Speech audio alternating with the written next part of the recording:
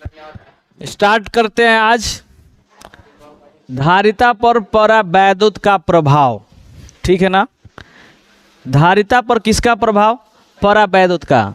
याद होगा पिछले क्लास में मैंने बोला था कि समांतर प्लेट संधारित्र, जो पिछले क्लास में पढ़े हैं कल के क्लास में, उसमें हम लोग पढ़े थे धारिता C is equal to A epsilon naught बटा D, है ना। इसमें से एक एक राशि के बारे में आप बता पाएंगे। C क्या है? धारिता है संधारित्र की। A क्या है? संधारित्र के प्लेट का एरिया है। एप्सिलॉन नॉट क्या है? निर्वात की विद्युतशीलता है। ऐसा कब हुआ? तो जब हमने किसी संधारित्र के बीच में कोई माध्यम नहीं रखा था। हमने मान कर चला है कि इसके बीच में क्या है? निर्वात है ना। तब निर्वात की विद्युतशीलता हो गई। और D क्या था बालक? तो D है इन दोनों प्लेटों के बीच की दूरी, है ना। तो यहाँ से 3 निष्कर्ष निकला था कि किसी संधारित्र के धारिता उसके चालक के प्लेटों के समानुपाती होता है। दूसरा बात, बहन जी बंद कर दीजिए, या तो ये पढ़ लीजिए या तो वो पढ़ लीजिए। नहीं, वो ठीक नहीं है, स्वास्थ्य के लिए हानिकारक है ना। चलिए, ये क्या है? D है प्लेटों के बीच की दूरी। तो प्लेटों के बीच की दूरी के बारे में क्या कहा गया? धारिता में क्या संबंध है कि जब किसी संधारित्र के बीच की दूरी को बढ़ाएंगे, संधारित्र के प्लेटों के बीच की दूरी को बढ़ाएंगे तो उसकी धारिता क्या होगा? घटेगा। मतलब उसके बीच की दूरी के व्युत्क्रमानुपाती होता है। और एक और बात कहे थे, वो बात ये था कि संधारित्र की धारिता इसके बीच के माध्यम या परावैद्युत पदार्थ पर निर्भर करता है ना। तो जैसे ये तो था किसके लिए? निर्वात के लिए। अगर मैंने बोला था अगर कोई माध्यम हो तो माध्यम के लिए फॉर्मूला क्या कर सकते हैं? हम ये कर सकते हैं A epsilon naught into epsilon R बटा में D, है ना। तो ये क्या है? ये है निर्वात के लिए धारिता। ये क्या है? मल्टीप्लिकेशन में परावैद्युतांक है। मित्र, एप्सिलॉन R को हम क्या कहते हैं? एप्सिलॉन R क्या है? माध्यम का परावैद्युतांक है ना। इसका एक और नाम है, क्या आप लोगों को पता है? आपेक्षिक विद्युतशीलता। एग्जाम में आपको इन दोनों क्वेश्चन के बारे में पूछ सकता है, जबकि दोनों एक ही है, आपेक्षिक विद्युतशीलता या परावैद्युतांक, है ना। कोई दिक्कत? अब यहाँ क्या बोला गया? परावैद्युत का प्रभाव, है ना। अब इसके बारे में चर्चा करते हैं। चलिए फटाफट, उम्मीद करते हैं हेडिंग बना लिए होंगे।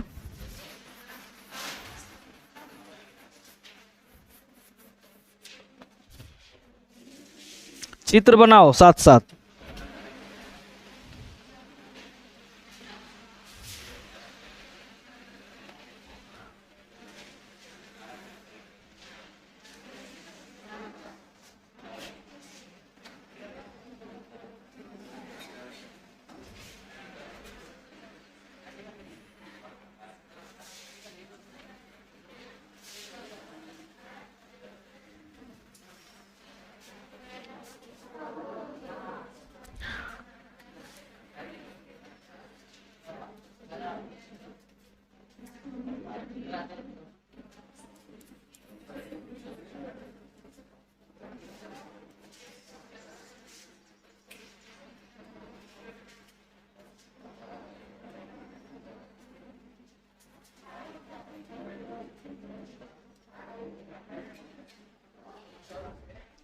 ये है, इस चित्र को देख रहे हो क्या? इसमें पहले नंबर तो ये बाहर वाला क्या है?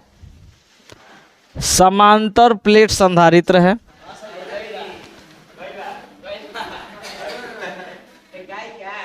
इसके बीच में, हेलो, इसके बीच में ये क्या है? परावैद्युत पदार्थ है।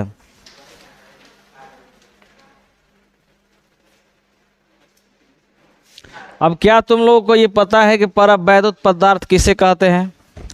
किन बंधु को पता है? किन्हें पता है कि वैसा कुचालक पदार्थ जिसे किसी विद्युत क्षेत्र में रखने पर वह विद्युतीय प्रभाव को प्रदर्शित करता हो, उसे हम लोग क्या कहते हैं? परावैद्युत प्रभाव। अब ध्यान से समझने का प्रयास करना, एकदम मजेदार वाला बात। आ जाओ, देखो, जैसे ही संधारित्र, हेलो बहन जी, आप जा करके उधर लिख लीजिए। देखिए हमें डिस्टर्ब हो रहा है उससे, है ना। देखिए, जब दो संधारित्र के दोनों प्लेट में से एक प्लेट को धन आवेश और दूसरे प्लेट को जब ऋण आवेश देंगे, पहले हम ये मानते हैं, पहले तुम ध्यान दो, पहले हम ये मानते हैं कि बीच में कोई पदार्थ नहीं है शुरुआत में, तो विद्युत क्षेत्र किधर होगा इसके बीच में? इधर। संधारित्र के प्लेटों के बीच विद्युत क्षेत्र इधर से इधर की ओर। ये कब का विद्युत क्षेत्र है? तो जब निर्वात था तब का है ना, जब हमने माना कि बीच में कोई पदार्थ नहीं है।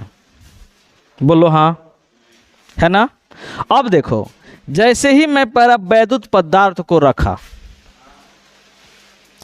जैसे ही परावैद्युत पदार्थ को रखेंगे, परावैद्युत पदार्थ के डेफिनेशन से, परिभाषा के अनुसार, यह परावैद्युत पदार्थ क्या करेगा?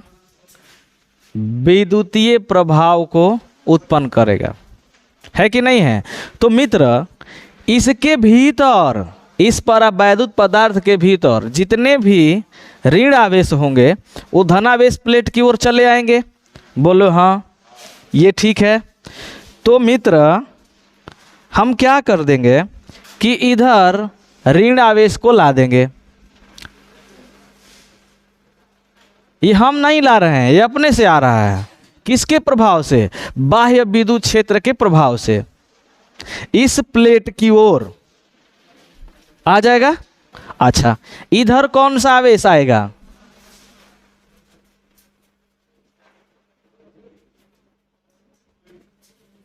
धन आवेश।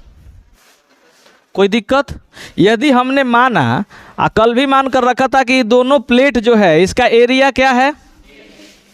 इसका एरिया ए है, इसका एरिया ए है, और इन दोनों प्लेट के बीच की दूरी क्या है बबुआ? डी है। ये मान कर चलते हैं हम। तो जैसे तुम इसे आवेशित करोगे धनावेशित, इसका जो पृष्ठीय आवेश घनत्व होगा वो होगा सिग्मा, इसका भी पृष्ठीय आवेश घनत्व होगा सिग्मा। लेकिन ध्यान रखो कि पृष्ठीय आवेश घनत्व एक अदिश राशि है, और अदिश राशि का जब घनत्व इसका निकालेंगे तो हम तुमको पढ़ा चुके हैं, sigma is equal to Q by A. लेकिन ये आवेश की प्रकृति पर निर्भर करेगा।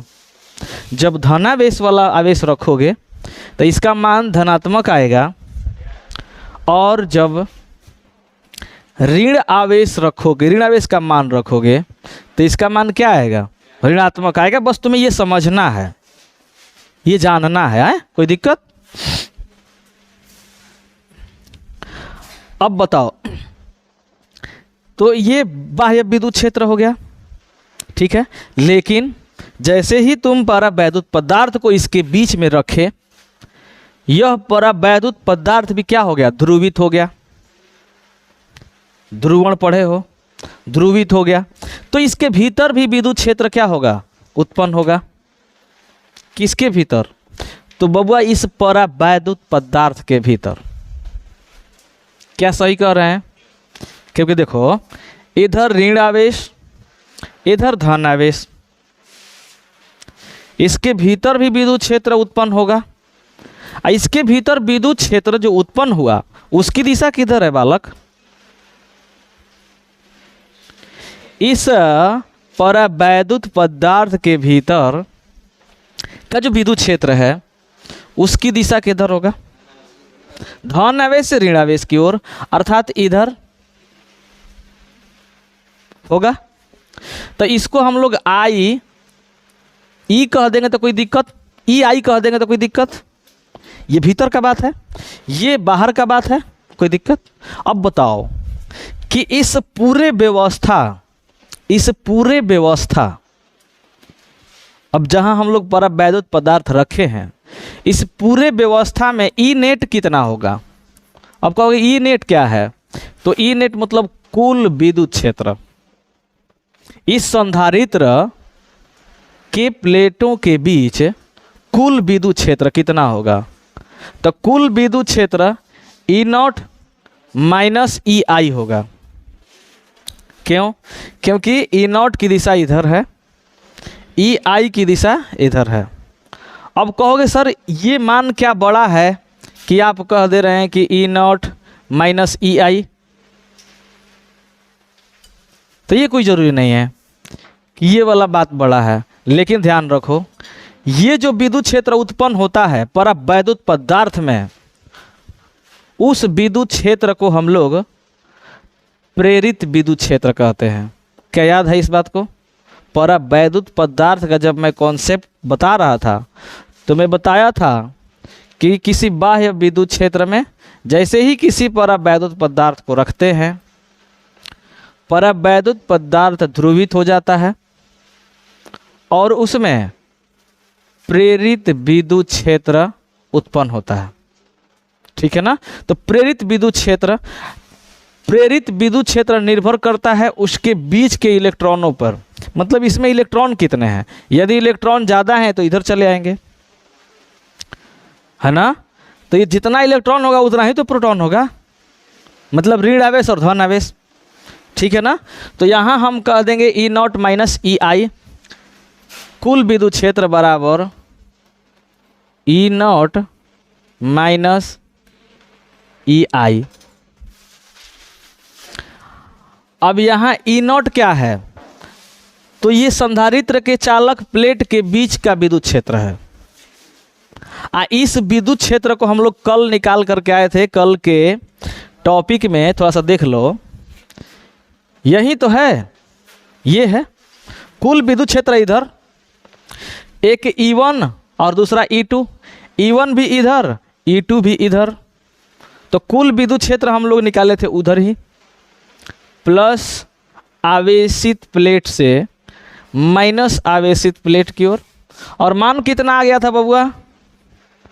अब सिग्मा बटा में एप्सिलॉन नॉट, है ना?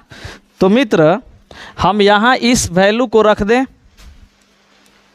यहाँ इस वैल्यू को रख दें, sigma by epsilon not, sigma by epsilon not minus, अब ये वाला विद्युत क्षेत्र किसका है? तो इस परावैद्युत पदार्थ के। तो अब ध्यान से समझना, विद्युत क्षेत्र बराबर ही आ गया क्या? सिग्मा बटा एप्सिलॉन नॉट, एप्सिलॉन नॉट आया। तो क्या ये परावैद्युत पदार्थ है? ये परावैद्युत पदार्थ है। तो इस परावैद्युत पदार्थ का जो ई आई होगा वो होगा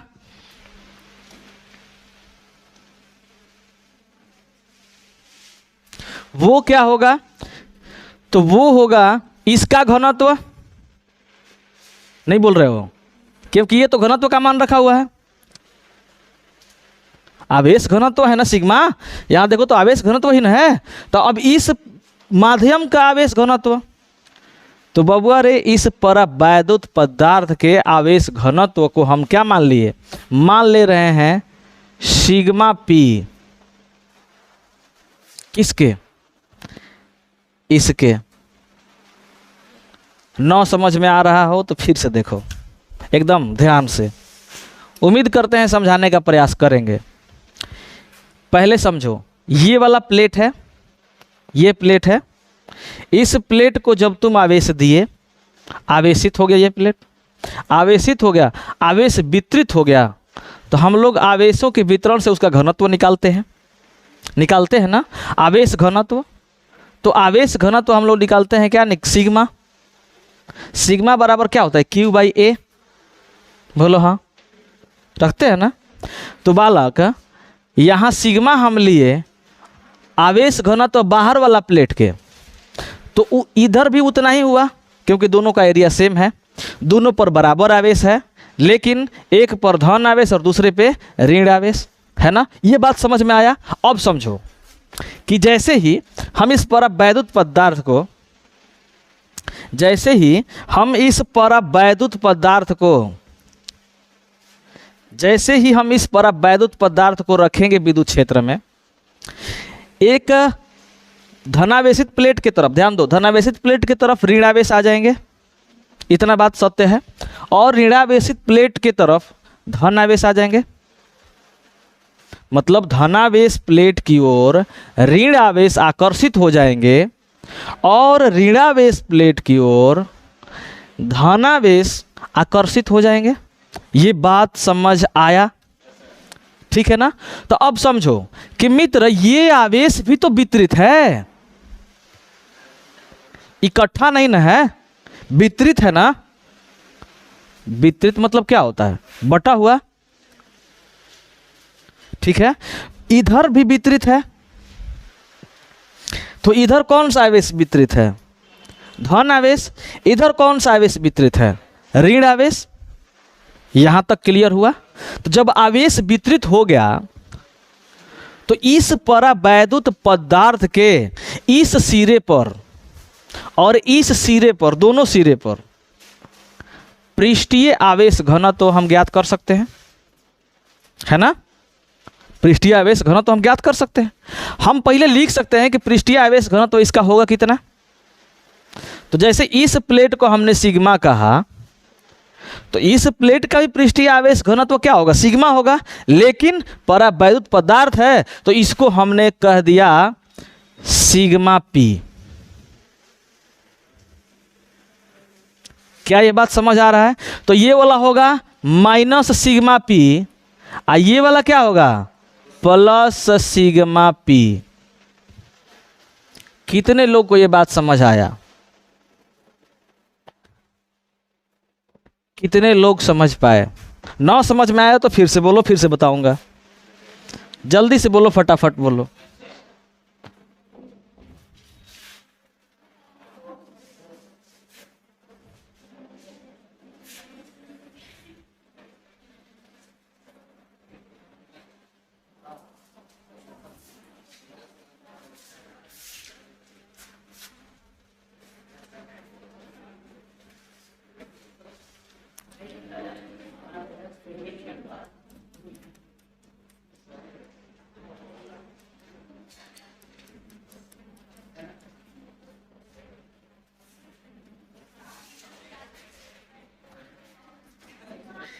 ये बात हजम है ना, इतना इतना हजम है। ये है आवेश घनत्व तो इस प्लेट के लिए, इस प्लेट के लिए भी आवेश घनत्व तो सिग्मा ही होगा, लेकिन ये माइनस में होगा, ये प्लस में होगा। यहाँ तक दिक्कत। हमने बोला कि इसके कारण इस परावैद्युत पदार्थ में भी आवेश ध्रुवित हो जाएंगे। मतलब एक तरफ ऋण आवेश और दूसरे तरफ धन आवेश केंद्र हो जाएगा। ध्रुवण में यही तो पढ़े हो। तो मित्र इधर आवेश वितरित हो गया, इधर भी आवेश वितरित हुआ, तो इसका आवेश घनत्व तो निकाल सकते हो, इसका आवेश घनत्व तो लिख सकते हो। तो इसके आवेश घनत्व को हमने बोला सिग्मा पी। क्यों? क्योंकि ये परावैद्युत पदार्थ का आवेश घनत्व है। सिग्मा सिर्फ माना हुआ है हमने बाहर के प्लेट का आवेश घनत्व। क्या इस बात को समझ रहे हो? तो मित्र हम अगर इसको लिख दे सिग्मा पी, तो ये वाला माइनस में सिग्मा पी होगा। कहो हाँ, है ना। अच्छा ये उल्टा हो गया, ये प्लस ये माइनस, है ना। कोई दिक्कत? अब यही मैं बोल रहा था कि इसके लिए तो तुम बाहरी विद्युत क्षेत्र के लिए, बाहरी विद्युत क्षेत्र के लिए सिग्मा बाई एप्सिलॉन नॉट रख दिए, क्योंकि इसके बीच में कोई माध्यम नहीं था, निर्वात था। लेकिन अब भीतरी प्रेरित विद्युत क्षेत्र जो हुआ है इधर की ओर, ई आई उसका भी सूत्र तुम इसी के अनुसार रख सकते हो। तो क्या रखोगे बालक, sigma P by epsilon naught into epsilon R. अब कहोगे एप्सिलॉन आर कैसे आ गया? तो चूंकि ये परावैद्युत पदार्थ है, माध्यम है कि नहीं है, तो मित्र यहाँ ये कुल विद्युत क्षेत्र E इज इक्वल टू है ना, कोई दिक्कत? अब एक बात समझने का प्रयास करो कि जैसे ही किसी विद्युत क्षेत्र में अगर ये धन आवेश का प्लेट है, ये दूसरा ऋण आवेश का प्लेट है, विद्युत क्षेत्र इधर, विद्युत क्षेत्र किधर? इधर। यदि इसके बीच में कोई माध्यम रख दिया जाए, यदि इसके बीच में कोई माध्यम रख दिया जाए, अगर उसका परावैद्युतांक के या एप्सिलॉन आर हो, क्या हो? परावैद्युतांक के या एप्सिलॉन आर, ये दोनों एक के है। परावैद्युतांक कहीं कहीं के लिखा जाता है परावैद्युतांक को, हम लोग हर बार क्या लिखते आए हैं? Epsilon R. इसलिए कहीं कन्फ्यूजन में तुम लोग ना हो जाओ, इसलिए एप्सिलॉन आर। तो बालक अगर सोचो कि अगर ये माध्यम न होता, ध्यान से समझने का प्रयास करना, अगर बीच में कोई माध्यम न होता तो विद्युत क्षेत्र का मान ज़्यादा होता। नहीं बोल रहे हो, है ना? नहीं समझ रहे हो? जैसे मान लो हवा तेज चल रहा है इधर से, है ना, उधर से हवा डायरेक्ट मेरे पे आ रहा है और बीच में कोई रुकावट मैं लगा दूं, जैसे मच्छर को रोकने वाला व्यवस्था, मच्छरदानी, या कोई कपड़ा लगा दूं, तो क्या होगा? पहले की तुलना में हमें जो हवा प्राप्त होगा वो कम प्राप्त होगा, चाहे उसका मान 0.0001 कम हो, लेकिन होगा। इस बात को समझे? तो वही समझो यहाँ पे कि मान लो यदि कोई माध्यम न हो तो विद्युत क्षेत्र का मान ज़्यादा होगा। जैसे ही माध्यम रख देंगे बीच में तो विद्युत क्षेत्र का मान क्या होगा? कम होगा। तो यदि माध्यम न हो तो वो निर्वात है, बोलो हाँ। तो इसको अगर ई नॉट कहे, यदि माध्यम न रहे तो उसको हमने क्या कहा? ई नॉट। और जब माध्यम रख दिए तो बताओ कि इसका मान, माने माध्यम रख दिए तो ये माध्यम वाला E M is equal to E naught बटा में एप्सिलॉन आर हो जाएगा कि नहीं हो जाएगा? मतलब एप्सिलॉन आर परावैद्युत पदार्थ के परावैद्युतांक जितना उसका मान रहेगा उतना उसके निर्वात वाले विद्युत क्षेत्र में उसके भाग दिलवा दोगे। नहीं समझ रहे हो? किस बंधु को ये बात समझ में नहीं आया? विद्युत क्षेत्र, ये माध्यम का विद्युत क्षेत्र है और ये विद्युत क्षेत्र है किसका? निर्वात का। ये क्या है? परावैद्युतांक, माध्यम का परावैद्युतांक।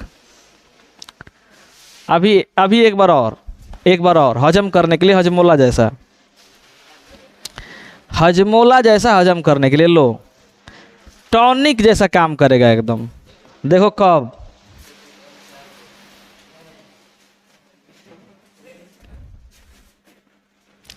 डायरेक्टली ये आवेश है धन आवेश, दूसरा आवेश है ऋण आवेश, इसके बीच में कोई माध्यम नहीं है। कपार फोड़ देंगे, सोच लो। इसके बीच में कोई माध्यम नहीं है, क्या है? निर्वात है। कोई माध्यम नहीं है, निर्वात हमने माना। तो निर्वात माना तो इसके विद्युत क्षेत्र को हमने प्रदर्शित किया किससे? ई नॉट से। प्रदर्शित किया किससे? ई नॉट से। अब दूसरा केस मैं बोला कि यदि इसके बीच में कोई माध्यम रख दिया जाए, कोई माध्यम रख दोगे, इसके बीच में यदि कोई माध्यम रख दोगे तो बताओ कि विद्युत क्षेत्र जो पहले था उसके तुलना में अब जो विद्युत क्षेत्र होगा वो कम आएगा। यदि हम माध्यम के विद्युत क्षेत्र अगर हम इसको कह दें ई एम, तो बताओ तो E naught is greater than E M.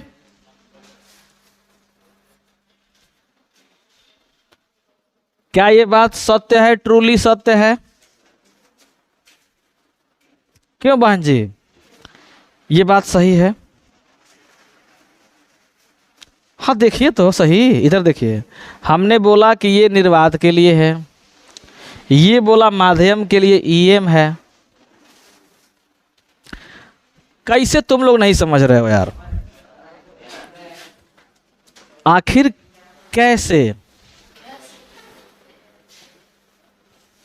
Oh my God, ये क्या हो गया? अरे ऐसा हो गया यार, जब माध्यम रख दिए।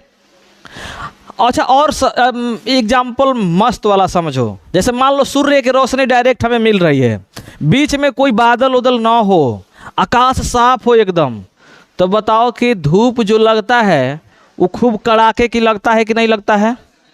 अगर हम 10 मिनट खड़े हो जाएं धूप में, अरे मिनट 10 मिनट अगर धूप में हम खड़े हो जाएंगे तो कितना झकास मेरा चेहरा बन जाएगा। एक तो ऊपर से ऐसा ही ब्लैक है, और सूर्य की रोशनी अगर आएगा खूब तेज वाला तो औरों चेहरा जो है वो कैसा हो जाएगा? ब्लैक हो जाएगा। हो जाएगा ना? थोड़ा बहुत तो अंतर हो ही जाएगा यार। यकीन ना हो तो यहाँ से टी शर्ट पहन करके तन के साइकिल चला के देख लेना दोपहरिया वाला मौसम में, आ घरे जा करके टी शर्ट खोलना, आ टी शर्ट खोलने के बाद देखना कि इधर वाला शरीर गोर दिखाई देगा। अरे गोर मतलब जैसा रहोगे वैसन, आ इधर वाला पहले की तुलना में तनका सा तो ब्लैक जरूर दिखेगा। तो मैं भी ये कहना चाह रहा हूँ, सुनो, जब कड़ाके के धूप कब मिला सूर्य से? तो जब आकाश पूरा साफ है, लेकिन मान लो आकाश में थोड़ा थोड़ा बादल दिख जाए, है ना, थोड़ा थोड़ा बादल दिख जाए, तो उस समय जो धूप आएगा तुम्हारे पास, क्या पहले की तुलना में ज़्यादा होगा, बराबर होगा, क्या होगा? कम होगा। जब उस बात को समझ रहे हो तो इस बात को क्यों नहीं समझ रहे हो? मैंने ये बोला कि यदि बीच में कोई माध्यम न हो, बीच में कोई माध्यम न हो तो विद्युत क्षेत्र ज़्यादा होगा। कब? जब इसके बीच में माध्यम रख देंगे उसके विद्युत क्षेत्र से। तब माध्यम जब रखे हैं उसका विद्युत क्षेत्र अगर ईएम ले लिए और माध्यम न हो, निर्वात हो, तो ई नॉट ले लिए, तो क्या इस स्टेटमेंट को तुम लोग हजम नहीं कर पाओगे? पक्का ना? सही में ना? ओके, तो अब आ जाओ, मैंने यही संबंध बताने का प्रयास किया, अब साफ सुथरा बताते हैं एकदम। मैंने इसको बता दिए, समझा दिए, अब डायरेक्ट लिख रहे हैं। या तुम लोग ऐसा बात बोलता ना, या कभी कभी बहुत अच्छा लगता जी। अब देखो, हमने बोला कि यदि ये विद्युत क्षेत्र कब का है? निर्वात का है,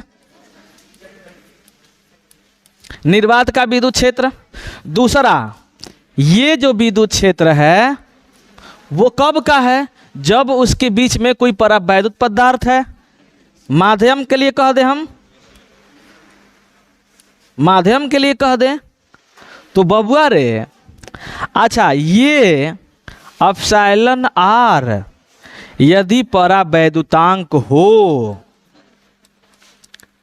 एप्सिलॉन आर यदि क्या हो, परावैद्युतांक हो, तो डायरेक्टली हम कह सकते हैं कि ई एम का जो मान होगा वह निर्वात के विद्युत क्षेत्र एवं परावैद्युतांक के अनुपात के बराबर होगा। ठीक है, यानी यहाँ पे ई नॉट बाई एप्सिलॉन आर, अर्थात एग्जाम्पल के तौर पे समझा जाए, यदि निर्वात में विद्युत क्षेत्र ई नॉट है तथा उसके बीच में जो माध्यम रखे उसका परावैद्युतांक यदि 1 है, समझना, परावैद्युतांक 1 किसका होता है, निर्वात का। नहीं बोल रहे हो यार, ऐसे मजाक करोगे हमसे, निर्वात का ही ना होता है जी, तो एकदम चुपे चाप बैठे हो यार। हाँ, निर्वात का होता है, लेकिन निर्वात के जगह पे अगर हवा हो तो हवा का परावैद्युतांक 1 पॉइंट क्या होता है, 0.005 और 9, यही होता है क्या? नहीं बोल रहे हो, यो मजाक है।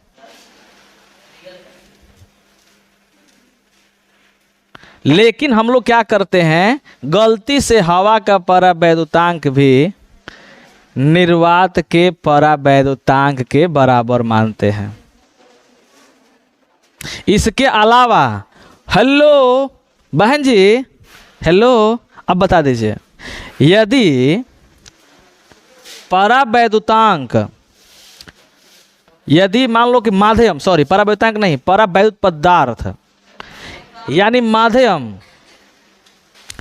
माध्यम यदि जल हो, हेलो, क्या हो, जल हो, तो उसका परावैद्युतांक कितना होगा? एकदम झकास लॉलीपॉप वाला क्वेश्चन है। जैसे बचपन में हम लोग लॉलीपॉप को ले करके करते थे ना,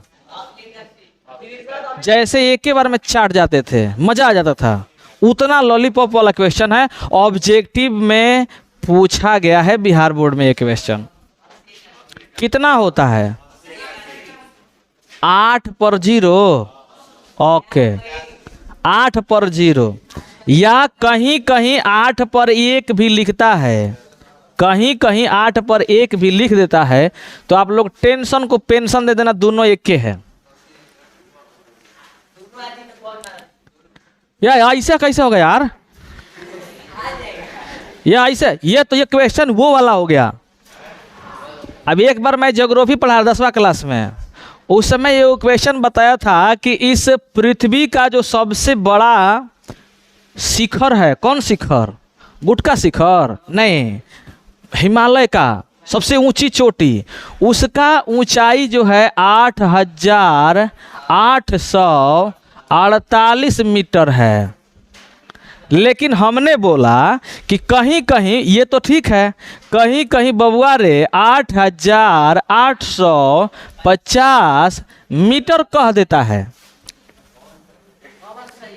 अब बता दो, तो हमने बोला कि ये राउंड फिगर किया गया है, हमने बोला कि ये राउंड फिगर किया गया। राउंड फिगर समझते हो, समझना चाहिए था फर्स्ट ईयर में। ये राउंड फिगर है ना, ये राउंड फिगर, वास्तविक वैल्यू ये है। अब पूछ लिया कि सर यदि दोनों आ जाए ऑप्शन में तो क्या करेंगे? तो हमने बोला कि यार इनमें से कोई नहीं मार देना, नन ऑफ दीज मार देना। आप क्या कर सकते हैं, जब दोनों आए दो टिकोगे? बताओ, ऑप्शन MCQ है, मल्टीपल चॉइस क्वेश्चन, मतलब आपको सिर्फ एक उत्तर देना है। आप बताइए, दोनों में अगर एप्पल वाला ए में ई आ गया, अब बॉल वाला गेंदा में ई आ गया, और सी में, ये दोनों में से कोई नहीं है, मान लो 8,000 है मीटर, और डी में ऑलरेडी लिखा हुआ है NOT, not, none of these. तो बताओ, तो ए मारोगे, कंप्यूटराइज एग्जाम हो रहा है आजकल, जब ए पे टिक करोगे तो सब बाकी सब खत्म, जब बी पे टिक करोगे तो बाकी सब खत्म, सी पे टिक करोगे तो बाकी सब खत्म। तो यार उस स्थिति में तो एक ही ऑप्शन नजर आता है सही वाला, उसका नाम है डी। तो यार तुम लोग भी वही कर देना यार, लेकिन ऐसा नहीं है। अधिकतर स्थिति में भाई एग्जाम के जो क्वेश्चन सेट करने वाले होते हैं वो कहीं ना कहीं हमारे तजुर्बा, हम एक टीचर हैं लेकिन वो भी टीचर के क्या है, पिताजी हैं जो क्वेश्चन सेट करते हैं, बात समझो। तो कहीं ना कहीं उनका एक्सपीरियंस ज़्यादा है। और हिंदी के बुक में शायद बातचीत पाठ है, एकदम मस्त वाला पाठ है, उसमें कहा गया है कि उम्र के साथ साथ, उम्र के साथ साथ क्या बढ़ता है, ज्ञान बढ़ता है। अरे लंबाइयों तो बढ़ता है यार, गजीब तुम लोग एकदम एक ही सोच पे लगे रहते हो, ज्ञाने बढ़ता है और हम तो कह रहे हैं लंबाई बढ़ता है।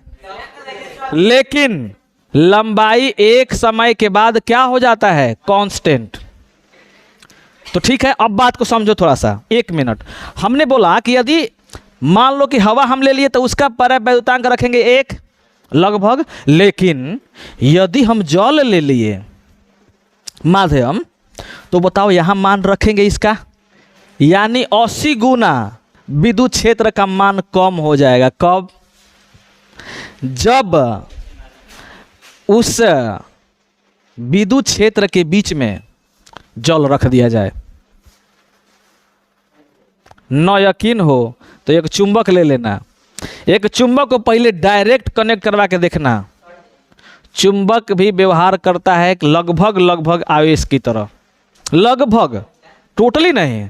तो मान लो कि उसका एन और एस पोल डायरेक्टली उसको आकर्षित कराने की कोशिश करना, एक बार हवा में और दूसरे बार जल में।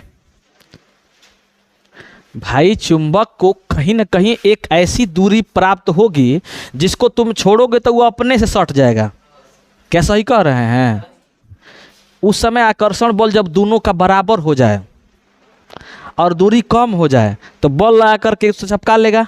लेकिन जल में रख करके देख लेना एक बार यार क्या होता है, और जब नज़दीक करोगे तब उसटने का प्रयास करेगा, उतना सेम दूरी पर नहीं सट पाएगा। इसका मतलब विद्युत क्षेत्र, चुंबकीय क्षेत्र का मान वहाँ पे कम हो जाएगा। सेम इसी प्रकार से क्या समझ पाए, माध्यम का विद्युत क्षेत्र निर्वात के विद्युत क्षेत्र के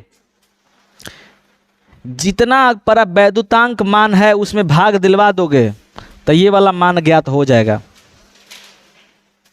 हो जाएगा कि नहीं हो जाएगा? कोई दिक्कत है क्या? नहीं ना है? तो कहाँ थे हम लोग? यहाँ थे हम लोग।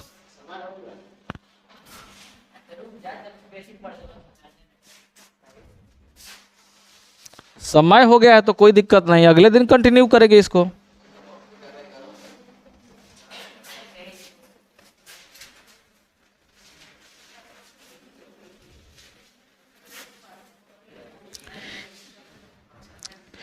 समय को देखते हुए तब आज इस टॉपिक को यहीं तक क्या किया जाता है, स्थगित किया जाता है।